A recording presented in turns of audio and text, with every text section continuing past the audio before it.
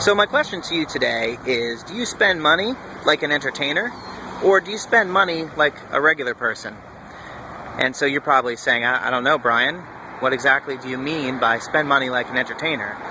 Well, you see, now that I taught you what you're worth per hour, what you're really earning, maybe you can start thinking in those terms, because entertainers oftentimes think in the per hour that they charge a customer for those actual billed hours.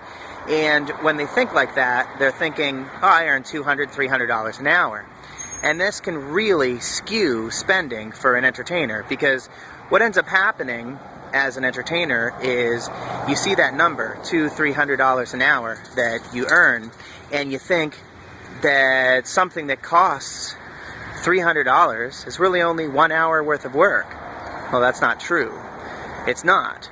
See, when a regular person who might earn $20 an hour at their job sees something that costs $300, they immediately think that's 15 hours of work. And that's a healthier way of thinking. So are you spending money like an entertainer, or are you spending money like a real person, is the question. Start thinking more in the terms of what you're really earning per hour, so that you don't spend like you're earning $200, $300 an hour.